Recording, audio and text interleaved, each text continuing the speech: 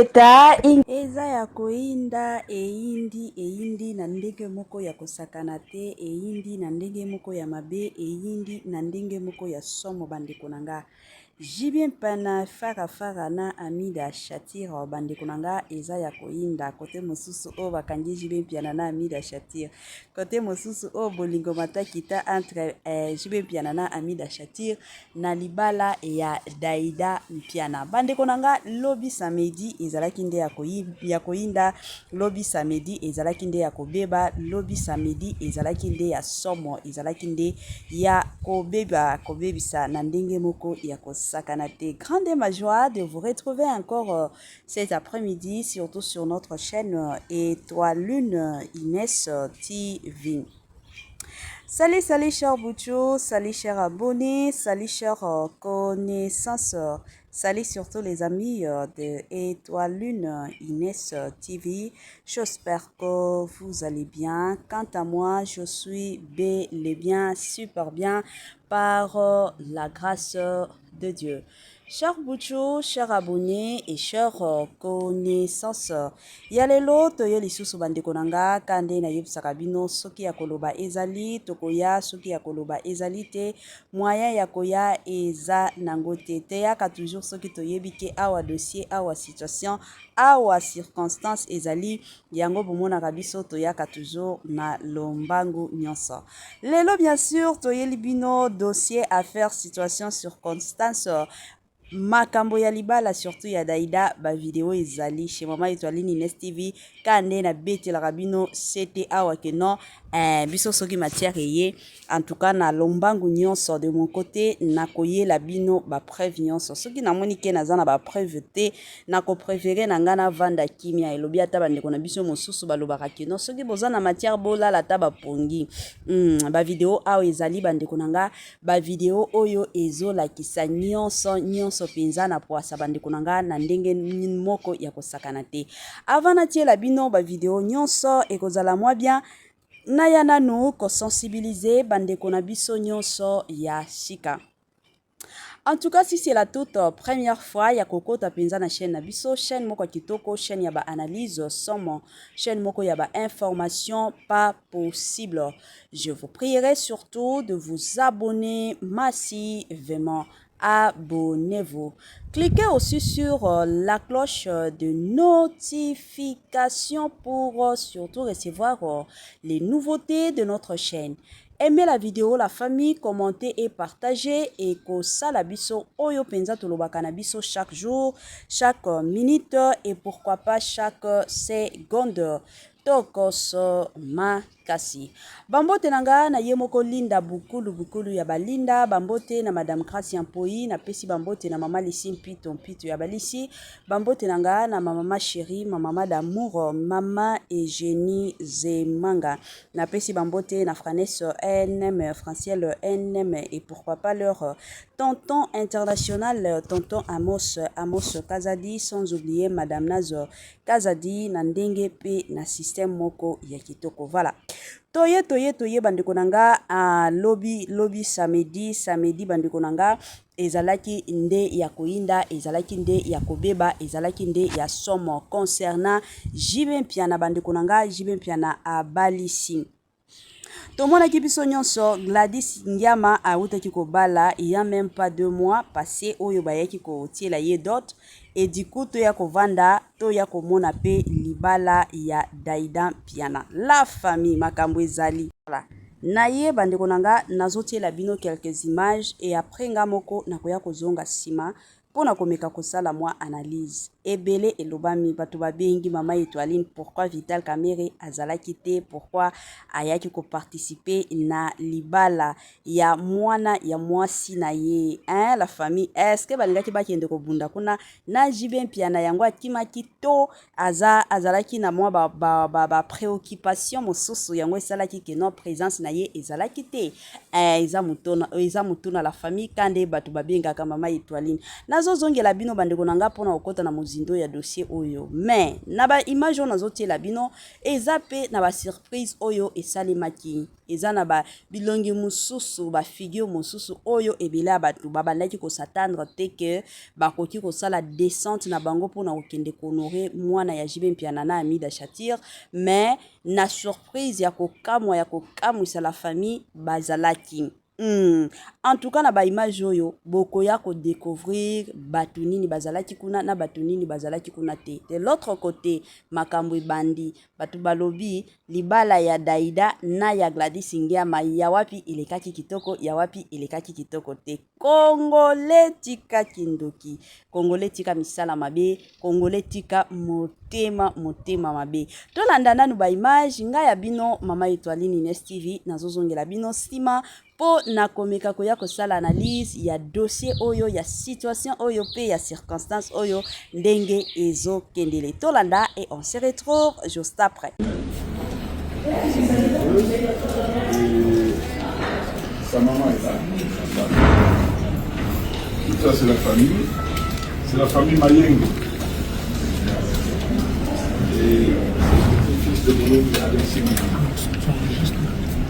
Et donc, il nous semblerait,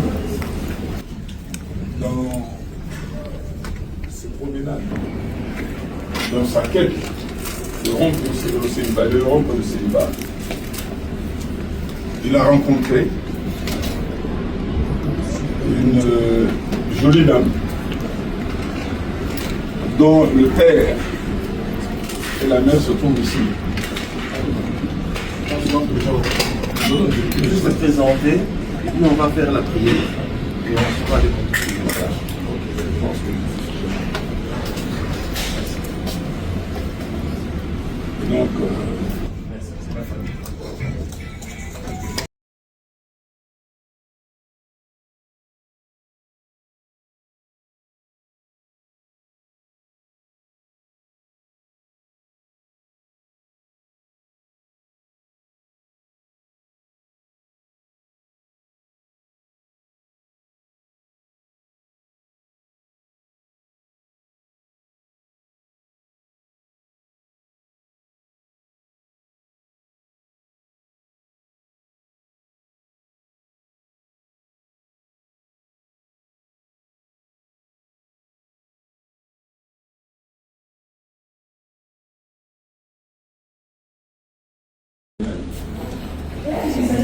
et sa maman est là.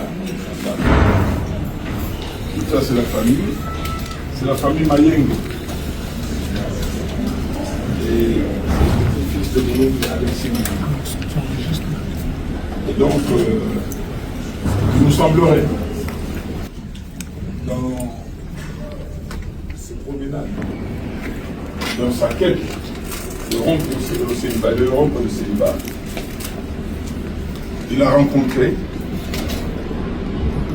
une jolie dame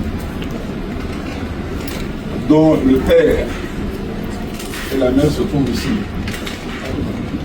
Je vais juste te présenter, et puis on va faire la prière et on sera les conclusions. Voilà. Je pense que...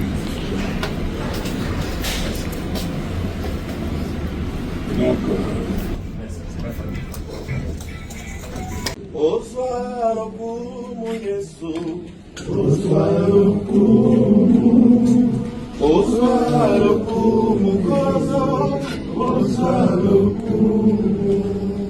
Asante sana Bwana, asante sana,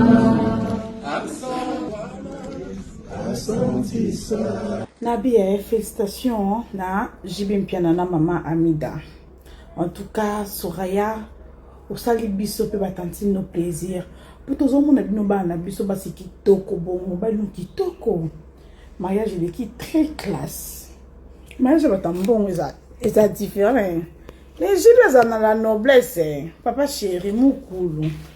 JB tate Soraya, bravo. Bravo na Soraya. Bravo na maman Amida. Intérêt à bana est opprimé. Mais vous avez couple, vous avez sous couple, mais vous avez parents moko exemplaire. parce que beaucoup ensemble qui ont intérêt à bana tali au busangani puna et dans ma Soraya Daïda Mutabali papa ne moi abelaki Dida Daïda Mutabali Daïda moi ce qui toko félicitations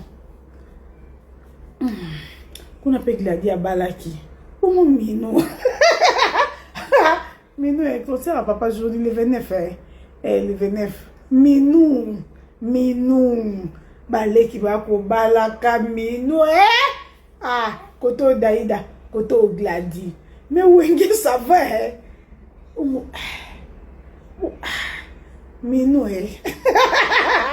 minu et quel souci yoko bato bazama ba nzoto kangama mike bongo bazaka bako mabela bolingo minu bonjour Nabi, félicitations na Jibim Piana na maman Amida. En tout cas, Soraya, au sali biso pe batanti nos plaisirs. Pour tous les gens qui ont biso basi kitoko bon, ba nous kitoko. Mariage de qui très classe. Mariage batam bon ça différent. Les Jibes ont la noblesse. Papa chéri mukulu. Jibe te Soraya, bravo. Bravo na Soraya. Bravo na maman Amida, intérêt à bana et opprimé. Mais vous avez couple, vous avez sous-couple, mais vous avez des parents beaucoup exemplaires. Parce que beaucoup ensemble qui ont intérêt à bana, tali au busangani puna. Et dans ma Soraya Daïda Mutabali papa ne moi abelaki Dida Daïda Mutabali Daïda moi ce qui toko félicitations. Kuna pe gladi abalaki pour mino est concert à papa jour le 29 le 29 minu baleki bako balaka minu koto Daïda koto Gladi mais wenge ça va minu et quel souci yoko bato bazama ba nzoto kangama mike bongo bazaka bako mabela bolingo minu bonjour. Voilà, de retour la famille. Nabandi ebela batuto tiko landa awa ba image ya mariage ya Daïda Piana tiko mona présence paix à la distinguée première dame Madame Denise Nyakeru Tshisekedi yepe azalaki présente namoni ebela batu o babenga kinga balobi mama Étoiline est-ce famille wana invitaki mwasi ya Tshisekedi azala to ayaki pona nini bon avant na kota na mozindo ya mariage ya Daïda to pesa ba félicitations et kozala bien na yana no komeka kotia moi éclaircissement. Mama Denise Nyakeru na Madame Amida Chatir bango mibale wana ndenge bomonaka bango baza na relation ya ki camarade donc ki camaraderie na bango e banda epai ya mibali na bango. Donc son excellence Félix Antoine Tshisekedi na le pacificateur Vital Kamerhe bazalaka ba camarade bazo se soutenir donc camaraderie na bango bakoma neti bandeko tango tolo bakindeko kade balobaka ezana ki camaraderie mosusu e komaka neti kindeko bakoma neti bandeko. Pourquoi? Parce que tomona na ba élection ya son excellence Félix Antoine Tshisekedi le pacificateur Vital Kamerhe pe apostolaki mais tango bakomaki pene ayaki ko abandonner alobaki ki aopesa soutien na ye epai ya Félix Antoine Tshisekedi. Alors ayaki ko pesa ye soutien na premier mandat et puis tant que kokota na deuxième mandat aye lisusu ko soutenir ye. Alors bakoma neti famille parce que ce n'est pas donné à tout le monde na kilelo oyo bien qu'il y a de ces personnes au bakoya kolobaki non mama Étoiline o yebite makambo politique ndenge kendaka abando soutenir ye pour que mandat ya son excellence Félix Antoine Tshisekedi si la pour que ye aya ko régner mais tomona ki biso nyonso nini Moïse Katumbi abanda ko soutenir Joseph Kabila Kabandi na mandat na ye asuka deuxième mandat ba yaki ko bebana. Ezana batu mosusu bazalaka na patience wana te ezana batu mosusu bazalaka na patience bayebi ke il faut to se soutenir toza famille eza bongo. Alors ki camaraderie na bango wana yango ye ko sala ke soki lelo mama na biso Amida Shatir azana likambo assistance ya mama Denise ekozala. Soki mama Denise aza lelo na likambo assistance ya madame Shatira Amida Shatir Kamere yepe akozala. Donc c'est comme ça. Yango bomonaki présence ya mama na biso Denise Nyakeru azalaki. Alors, toko tanaziko na mozindo ya kopesa nano ba félicitations na Daïda. En tout cas, Étoile Nines TV na équipe na yo mobimba to yo kopesa ba félicitations ya makasi na Daïda mpiana lelo oyo akomi madame son épouse. Hein, izalaka bongo ikendaka pe bongo na système moko ya bongo voilà. En tout cas, félicitations à toi, au sali honneur surtout pour na ba parents na yo, au sali honneur surtout pour na ba fan nyonso ya JB mpiana BCBG papa chéri Papa Salvatore Boyende Zalaka. Hein? En tout cas, félicitations aussi aux parents d'Aïda. On a tout mon Jibem Piana, Papa Chéri, Papa Salvatore, Tomoni Pe, Madame Amida Shatir, Kamere. Félicitations à vous. Tomona Ebele Abatubakabwana, Lelo Oyo Basolo Lakate. Lelo Oyo ezalaka ya koinda ya kobeba ba jeton matakita mais binomi balé bosala penza différence ya makasi. Dans quel sens? Boko abwana toyebite oyeleka entre binomi balé bien que belé loba makateno eza kindumba toyeba kate kindumba ngo ezalaka ya nani mais batuka ne balobaka. Alors bino bokabwana penza na sens moko ya bien na degré pe na ndenge moko ya kitoko kokabwana na bino mais bo garda toujours ba bande pour na bana na bino. Deux fois bana bakendaka epa ya JB mpiana baza na bango à l'aise bakendaka epa ya mama na bango à l'aise. En aucun jour tokoya komona te ke non yango JB mpiana ye wana akomaki kobwakela Amida Shatir ba jeton tikala komona ngote. Bozalaka toujours l'un pour l'autre, bozo se soutenir toujours et encore. Alors biloko aboyenga na lobaka toujours boyende ezalaka.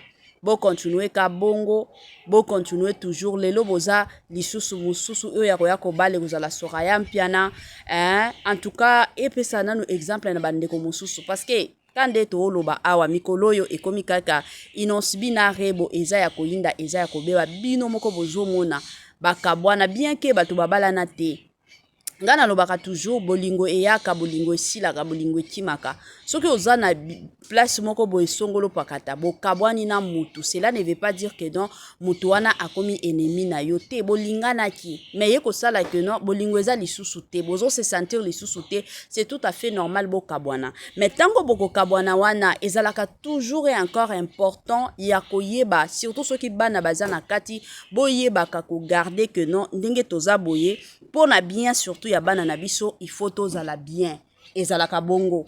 Ezate que non parce que bokabwani c'est fini s'il faut ko finga na boya ko finga na s'il faut boboakela na ba jeton boya ko boakela na ba jeton ça n'a pas de sens et puis epesa ka pe respecter epesa ka penza respecter et loko epesa ka respect ya makasi bokabwani tout à fait normal batu bakabwanaka mais bo garder penza moi piste na bino piste na bino ya bien harmonie ya bien boyebi ke toza na bana na kati tokoki ko banda ko boakela na ba jeton te tokoki ko banda ko finga na kate ete ya pe ba mususu ba inosbi na ba rebo botika buzoba o bozo ya ko sala na ba réseaux sociaux ça n'a pas de sens. Inosbi pesa respect na mutu oyo a sacrifier nzoto na ye pona opesa yo mwana ko bote zalaka facile te to mona ebele ya basi ba boya ko bota pour na forme pour na taille mais ce que moi si andimi ko botela yo mwana cela veut dire que andimi ko changer forme na ye pour na koya ko pesa yo pe ba benga yo papa yango pe bino basi bozala kakeba ezana ba mibali mosusu bakotaka bango na relation te soki déjà na ibandela relation ozana mobali moko ye ezala kaka critique na basi ye asfinga kana ye na facilité mobala bongo aza mobala opesa ka chance te aza penza mobala kopesa ka chance te ezana ba mibali mosusu de loin ka kolobi na boy nanga Saint-Esprit sunganga kambanga na boy nanga buzoba eza bongo ezalaka toujours bongo pe ekendaka nango bongo yango bandeko nanga na ye kopesa conseil yo mutozo linga yo mutolingo kota na relation songolo pakata luka mobali ya maturité mobali ya sagesse mobali oyo yebi ke non awa je m'excuse, tokoki koloba, tokoki kosolola, makambo ya mikolo.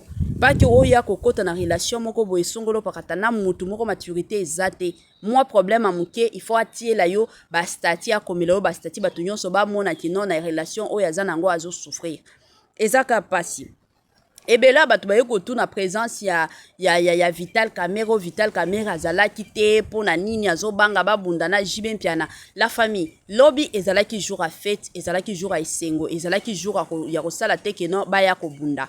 Et pour votre information ezana babilo mususu photo éclairaka pour votre information Amida Shatir na JB Mpiana bakabwana ezate ke non Amida Shatir azaki na ndako libala ndeye Vital Camera ye koyiba ye pa ya JB Mpiana te. Bakabwanaki Amida Shatir akota na libala ya na Didi Kinwani. Tango aye kokote pa ya Didi Kinwani etikala nango kosimba te. Na kosimba te oye simba kite alors eye kosala ke aye kozonga. Na kozonga nde ayaki kokutana na Vital Camera. C'est comme ça. Donc Vital Camera na JB Mpiana bakoki koswana te pe bakotikala koswana te. Mutu na mutu azana problème ya muninga te. À moins que soki ye Amida Shatir abandaki kobima peut-être tango azaki na libala ya JB Mpiana azobimaka na Vital Camera oui là tolingaki toloba ke non JB Mpiana na Vital Camera soki bakutani bakoki kobunda mais soki ezaka kaka non bakabwanaki bolingo esilaki mutu na mutu akomi kosala vie na ye ba omi bale baye kokutana problème eza wapi problème eza te bakoki kobunda te bakoki pe koswana te ezalaka mwa bongo donc ata soki lelo bakutani na nzela ata soki esalemi ndenge nini ematie kiti bakoki na bango kobunda te pe bakotikala kobunda te donc soki bomonaki présence ya Vital Camera te normalement azalaki vraiment te que non il fallait akende. Pourquoi? Parce que ye muto abokola bana wana te abokola bango te et au-delà de ça mosusu azalaki na ye na ba préoccupation na ye peut-être azalaki te akendaki ata soki akendaki kuna mutu balingaki ba présenter mwana papa ya mwana eza JB Mpiana eza Vital Camera te donc alingaki azala kuna neti invité. C'est comme ça. Mais bazalaka na bango na problème te o bazalaka na bango na problème te mutu na mutu azo sala vie na kwa na ye parce que ndenge toyebi boye papa chéri pe azanga ma ba chéri na ye ezaka ke non peut-être nano akutani na mwasi oya koki kobala te to peut-être azo banga ke akoki kokutana na mwasi mosusu lelo oyo mwasi wana ya koboya ye to libala ya kokufa bomoni batu oyo déjà ba divorça eza ya mike oyo bazalaka pressé ya ko se plonger lisusu na ba relation mais la plupart ya batu oyo ba divorça ba préféraka na bango ba vanda na kwa na bango balingaka lisusu te ke non e mata ekita eza bongo bazalaka na kobanga eza mwa bongo donc il faut comprendre ka penza JB Mpiana comprendre pe Vital Camera bazalaka na bango na problème te donc présence na ye ezala na feti ezala te donc ezate ke non likambo ya munene lingaki koma nango te pe balingaki babunda na bango te eza mwa bongo. Voilà. En tout cas, félicitations lisusu na Daida Mpiana pour na mariage na ya kitoko oye ko honorer ba parents na yo yango toye ko senga pe turo yo etikali ya Didi Stone parce que to toki ko mona awa Gladys Ngiama autaki ko bala toye ko mona JB Mpiana pe aye ko balisa shiko awa eza turo ya Koffi Olomide Didi Stone yo pe kotisa mobali na yo to mona ye o yo pe libala na yo ekota to mona ngo Didi Stone sa prêté sala pe o kotisa mobali na yo batu ba mona ba betela yo pe maboko eza bongo tala bana ya batu nyonso ya basaka mboka na biso bango wana bazo bala etikali ka yo donc papa na bino nde etikali na Feregola parce que Feregola pe azana bana ya mikolo na Fally Ipupa moko na moko bana na ye baba nda kokota ka to mona mibali na bango baya ko bala boende boende zalaka. Voilà to comme na moi suka partage na biso la famille Tchelanga ba j'aime ce que tu ba j'aime te commenter lenga ce que on commenter kite partager lenga ce que partager qui vidéo nanga te na ndenge moko pe na système a kitoko. Permettez-moi surtout de vous dire bye bye bye et à la prochaine. Ciao.